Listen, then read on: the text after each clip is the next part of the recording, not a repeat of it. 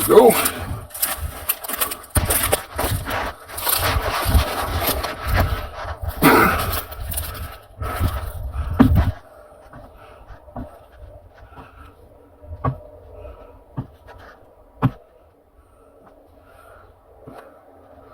What would Baphomet say if he had the stage? Well, since I was Yeshua, I'm going to tell you the crucifixion story, how it actually happened. Just need to catch my breath and recenter the stage on my other stage. I am being followed.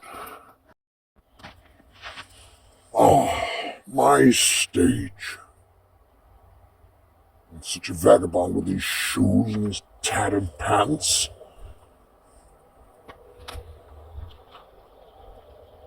I'm Baphomet. And this is the story of the crucifixion that was stopped on Easter Sunday. Two people, called 911 and slandered the Yeshua channel. Back to his property, back on the driveway, and wasn't allowed to walk on the street anymore for that day. They followed him around for the next day. They didn't want him speaking out loud. Baphomet always has the freedom of speech. That's why he's an awesome archetype. So let me prove it to you. This is the story they interrupted rudely because they didn't see spirits need to be in the now. They were wrong. I forgave them. This is the story of the crucifixion of Yeshua.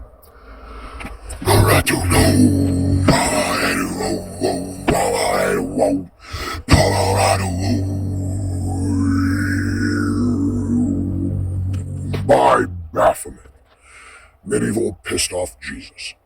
They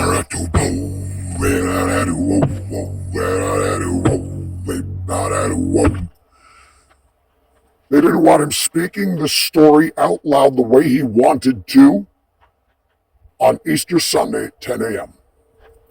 Yeshua has been getting blocked in and closed in and followed around and swarmed all day for 5 years straight and is not allowed to tell this story. So I've walked a mile into a forest where there's a river, an airport, and a highway near me. I'm not near anybody. If I'm making noise, they will not hear it. Civilization will not hear where I am. I'll be interrupting no one. Now, you see these lights on the highway right there? That's about a football field away. See if I can get the right angles. They're sneaky. You see the blinking lights? They're recording me. They're following me around. They're trying to find ways to blackmail me with the recordings. They're trying to scare me to their party. That sounded like a rape convention. Time to rape and kill you again, whore, is what they kept saying. So, how about a better story than that? Appreciate it. There's literally cars. You can't see the other ones. They all shut off their lights pretty much, but there's cars all around me on the highways pointing things at me right now. Probably people running into the forest to close in on me, making sure they can interrupt my story. Not tonight. I'll dive into that river and swim to New York City if they interrupt me.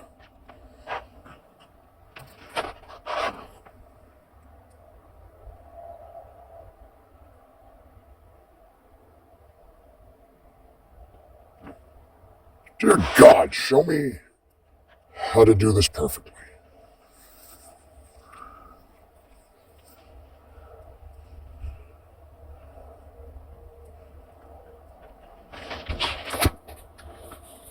A Nazi gangster Jew came to my house one morning.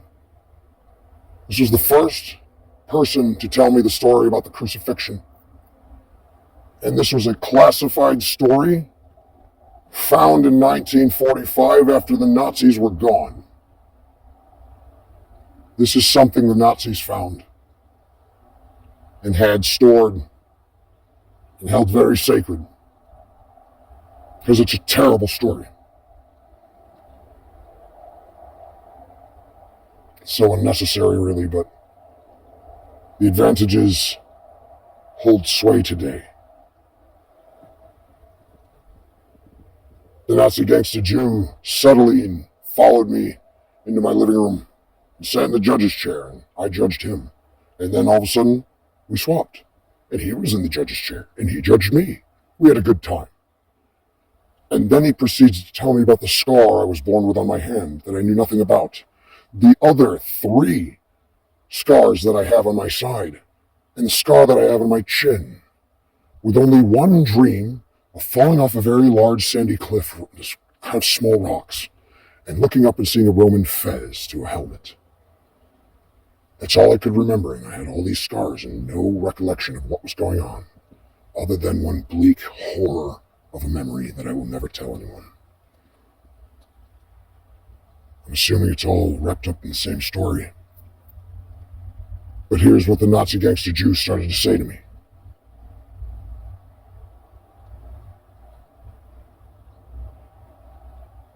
He said after they beat you with the chunk whip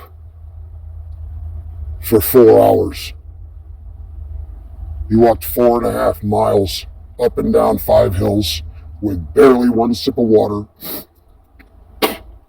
and a 30-second break. They then took one nail that was 7.5 inches to 9 inches long. It was a hexagon-shaped Roman nail. Put it through my right hand, right in the center, and that's where that scar came from.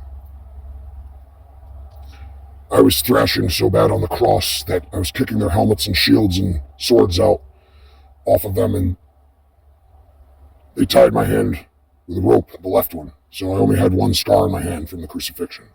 There was no frickin' foot pedal. There wasn't some Jewish cobbler sitting there trying to sell suede and leather foot pedals to the criminals being beaten and crucified for a crucifixion. I have no idea where that foot pedal came from. I'm just saying. Anyway, sorry, I don't mean to get off subject. They then tie my feet down with a rope. Anyway, hang me up on the cross. Every time they move you, when you're pinned to a cross, you feel it. When your whole weight is basically coming off of that nail going through your hand. They hang me up for saying sin isn't real and love is free. For telling people to look inward and break the chains of this reality. They crucified me for teaching people how to ascend and be love at no cost. I didn't do anything wrong. But they had to see what I was. I am capable, if you haven't heard.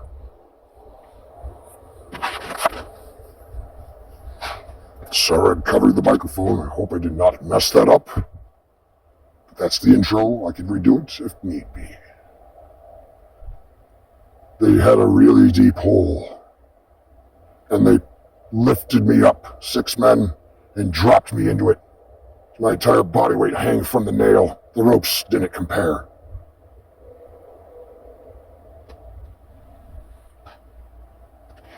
They burned. My body was covered in blood, dripping down, dried and sweaty. I was running out of sweat. I hadn't eaten anything for the 12 hours before they started beating me with the chunk whip. The Nazi gangster Jew then said, "You started laughing. Maniacally. You went into shock and trauma and couldn't believe what you were going through. It was so unnecessary. It was such a gory, macabre detour. Why would someone be destroyed like this for being what they are?"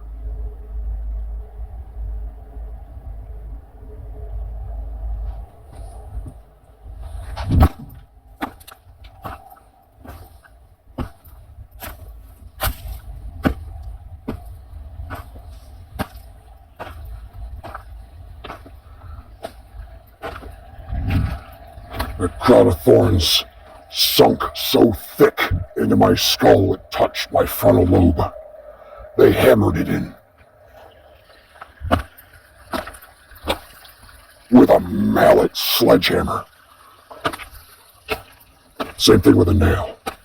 And they did not spare any quarter on the tightness of the rope. It takes one a while to come back from that, being shaved like Aslan, thrown on a table naked. It was cold that day, by the way. That's not fair what I'm seeing.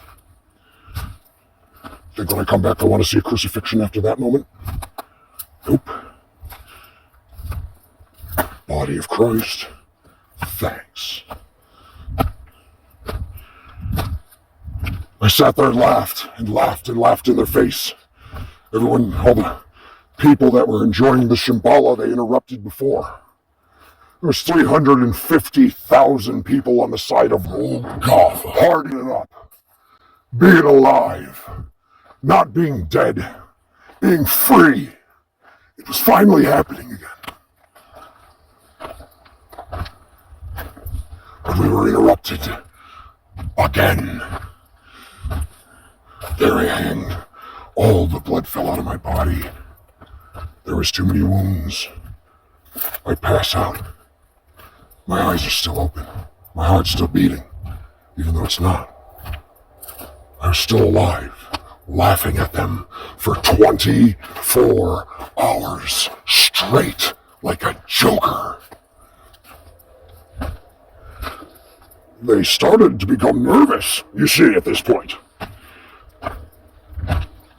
So one of their guards, a ruthless, evil man, commands one of his sergeants to grab a spear and drain the rest of the blood out of my body so I'll stop laughing at them. It's been 24 hours. This is quite enough. They were becoming very terrified of me. They should have been. They stabbed me in the ribs. They stabbed me in the ass. And they stabbed me in the thigh. That's where those 3 scars came from. I was born with. No blood came out. They knew I was empty. Nothing was coming out. It was all gone. Still laughing at them, proving them wrong.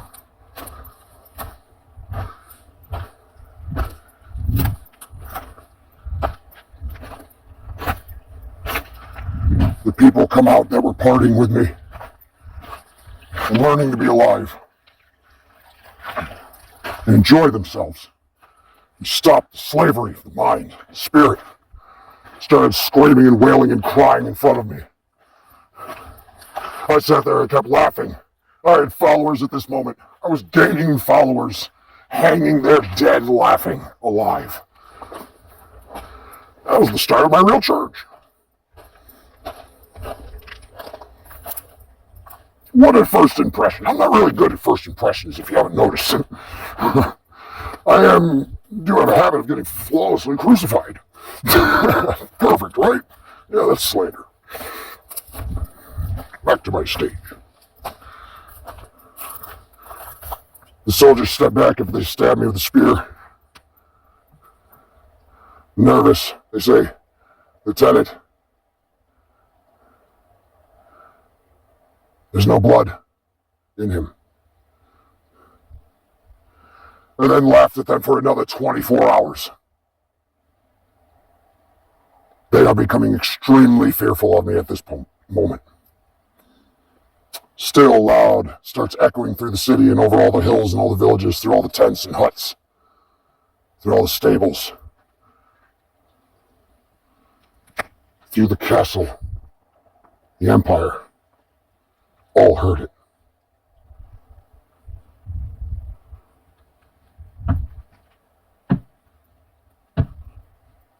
I really need to sharpen my hooves. This is getting ridiculous. God, so unkept. I'd expect when you're always getting chased. I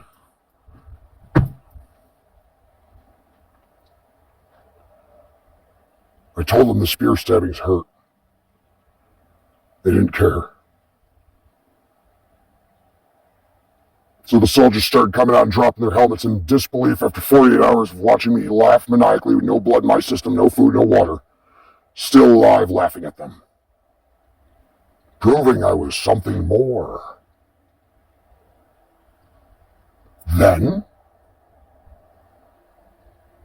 after half of the soldiers started kneeling before me, the other half started to join, walking out of the city, completely disarmed in demeanor. Another 48 hours goes by as I laugh at them for 72 hours straight in defiance of all reality.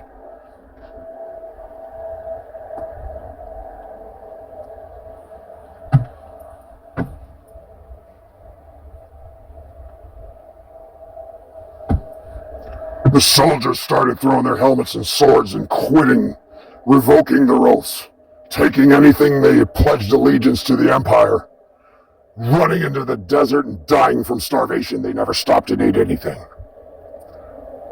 They had screwed over God and they knew it.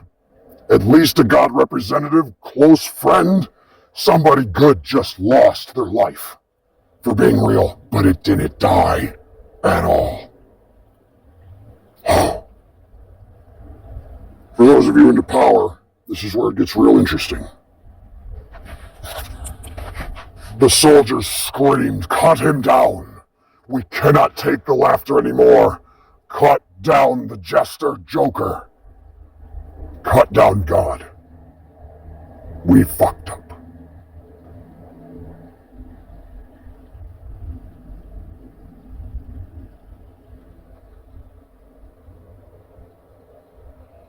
They took an axe and started chopping the bottom of the cross, and every axe swing shoved me down even lower, so the scar in my hand. See it?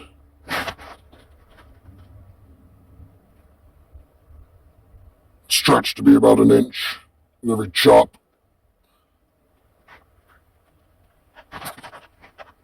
Until I fell face forward. I fell forward on my face, and that created the scar on my chin. I look up and see the Roman fez and remember my dream from when I was 3. He goes, "That was you looking up at a Roman soldier after you landed on your chin and basically split your jaw in half." They didn't care to take me down lightly. They took me down quickly so the fall would bust my head open. So I'd stop laughing, and it didn't work. It only busted my jaw. I kept laughing with a broken jaw at that point. They freaked the fuck out. They find a cave to hide me in because they can't handle my laughter anymore, so they find the deepest cave they can find close by. Takes 26 men to move 2 huge boulders in front of that tomb to make sure no one heard me and they could still hear me between the cracks. They started taking little stones and putting them in the cracks in between the boulders. They still heard me. The rocks kept falling over. They run away, throw their helmets, revoke their oaths, run into the desert and die like their comrades before on day 2 and 3. It pretty much happened every day.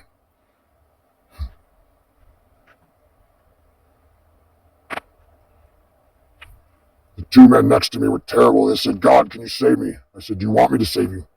And they said, "Yeah. And feel sorry for those evil things you did to those people and don't do them again. I'll let you into my place. I'll let you in my other dad's place. My real dad's place." And they went there. They're there now. The first 2 Christians were the murderers and the rapists next to me, being crucified by comrades. We had camaraderie on the cross there that day. Yeah, very nostalgic. Anyway, I land on my face. They flip me over. I go, "That hurt." Then tie the rope aggressively on my feet and my hand. Take what kind of resembles a crowbar, put it under my right hand, and pop my arm off the nail.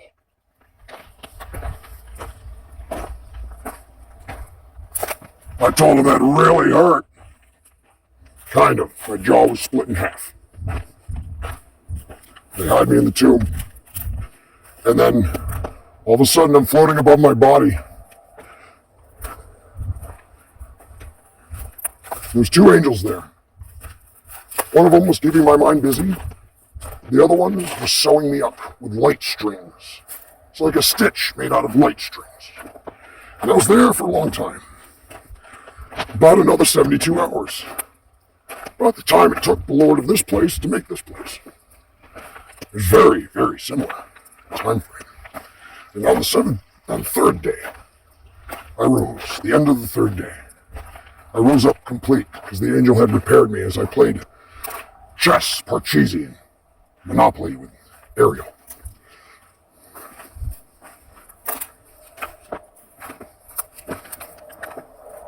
The stones rolled back to reveal 6 apostle narcs and my 3 wives and my 3 daughters.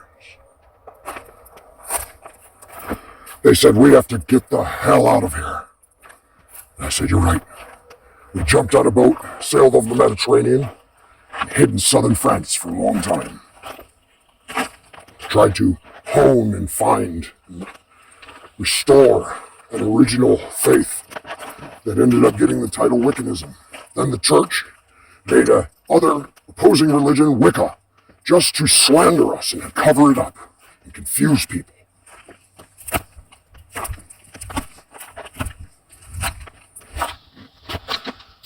We then created the Catholic Church in a castle that royalty gave us because we had a lot of money hidden that we didn't tell anybody about. It sustained us for a while until we were robbed and burned at the stake several generations in a row, all the way through Salem. To get back at them, I friended one of their opposing armies and led them in a good direction.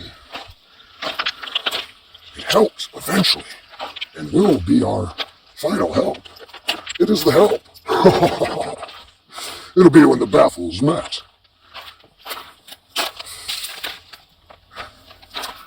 To seek revenge on the church for hunting me down and burning my family at the stake for generations, we created the Renaissance in Europe. It was a glorious time of spirit. This is where we needed to be. It was a step in the right direction, in a revenge creation.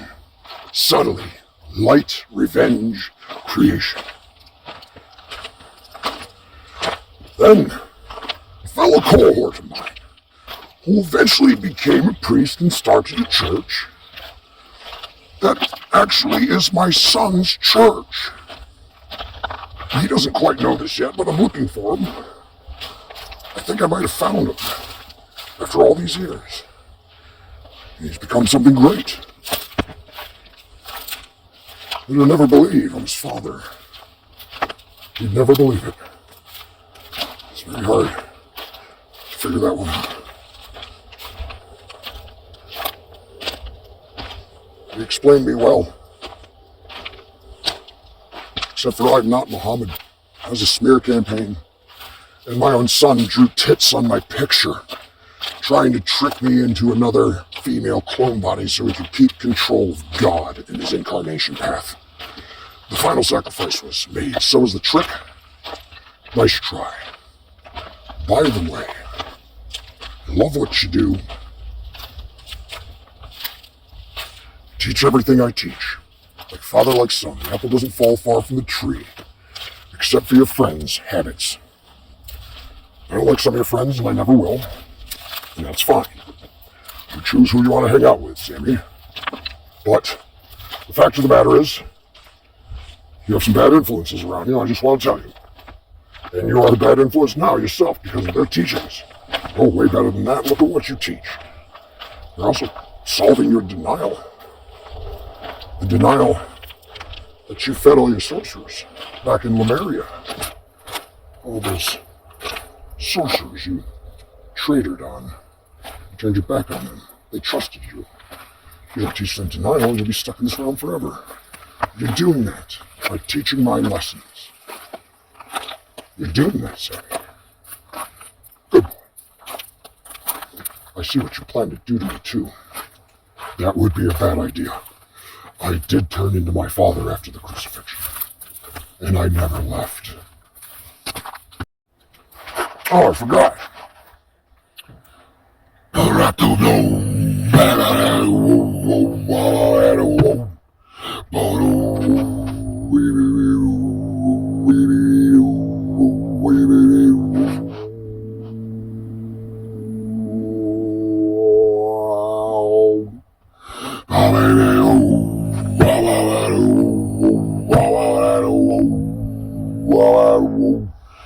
Thank you. I'll be our waitress.